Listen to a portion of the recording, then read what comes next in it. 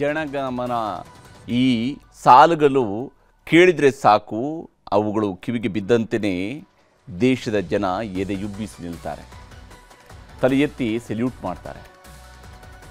ಈ 13 ಸಾಲಿನ 52 ಸೆಕೆಂಡ್ಗಳ ಭಾರತದ ರಾಷ್ಟ್ರಗೀತೆಗೆ ಅಷ್ಟೊಂದು ಶಕ್ತಿ ಇದೆ, ದೇಶದ ಜನರನ್ನು ಒಂದುಗೂಡಿಸುತ್ತೆ.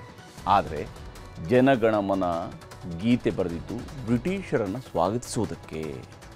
ಒಂದೇ ಮಾತ್ರ ನಿಜವಾದ ರಾಷ್ಟ್ರಗೀತೆ ಅಂತ ಬಿಜೆಪಿಯ ಸಂಸದ ಮಾಜಿ ಸ್ಪೀಕರ್ ವಿಶ್ವೇಶ್ವರ ಹೆಗಡೆ ಕಾಗೇರಿ ಹೇಳಿದ್ದಾರೆ.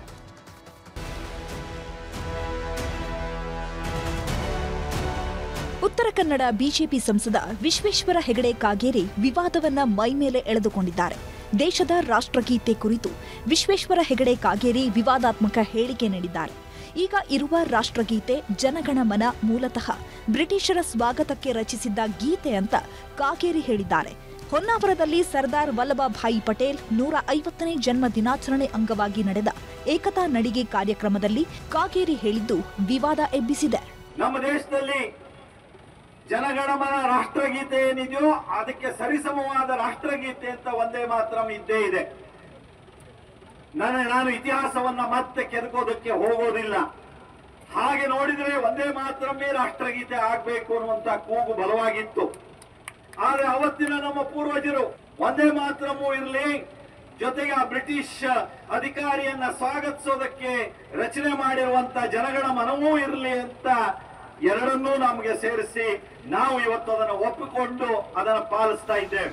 ಇಷ್ಟಕ್ಕೆ ಸುಮ್ಮನಾಗದ ಮಾಜಿ ಸ್ಪೀಕರ್ ಹಾಲಿ ಬಿಜೆಪಿ ಸಂಸದ ಕಾಗೇರಿಯವರು ಇನ್ಮುಂದೆ ಒಂದೇ ಮಾತರಂ ಅನ್ನೋದು ಶಾಲೆಗಳಲ್ಲಿ ಮೊಳಗಬೇಕು, ಕಾಲೇಜುಗಳಲ್ಲಿ ಮೊಳಗಬೇಕು, ಕಂಠಗಳಲ್ಲಿ ಒಂದೇ ಮಾತರಂ ಕೇಳಬೇಕು ಅಂತಾನೂ ಕರೆ ಕೊಟ್ರು. ನಾವು ಈ ಒಂದೇ ಮಾತರಮನ್ನ 150ನೇ ವರ್ಷದಲ್ಲಿ ಮತ್ತೆ ಕಂಠಗಳಲ್ಲಿ ಒಂದೇ ಮಾತರಂ ಆ ಹಾಡು ನಮ್ಮಲ್ಲಿ ಪ್ರತಿಧ್ವನಿಸಬೇಕು. ನಮ್ಮ ಶಾಲೆ ಕಾಲೇಜುಗಳಲ್ಲಿ ಯುವಕರ ಮಧ್ಯೆ, ನಾಡಿನ ಜನರ ಮಧ್ಯೆ ಆ ಒಂದೇ ಮಾತರಂ ಹಾಡು ಕಂಠಸ್ಥವಾಗಿ ಅದು ಮತ್ತೆ ಮೊಳಗಬೇಕು.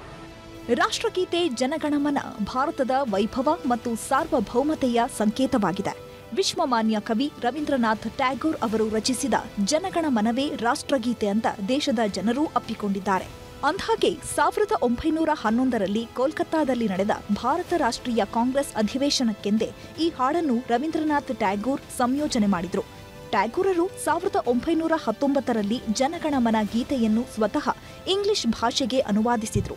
24 ಜನವರಿ 1950ರಂದು ರಾಷ್ಟ್ರಗೀತೆಯಾಗಿ ಅನುಮೋದಿಸಲಾಯಿತು. ಆದರೆ 75 ವರ್ಷಗಳ ಬಳಿಕ ಈಗ ರಾಷ್ಟ್ರಗೀತೆ ವಿಷಯದಲ್ಲಿ ಕಾಗೇರಿಯವರು ಆಡಿದ ಮಾತು ವಿವಾದದ ಜೊತೆ ಚರ್ಚೆಯನ್ನು ಹುಟ್ಟುಹಾಕಿದೆ. Bureau report, news 18.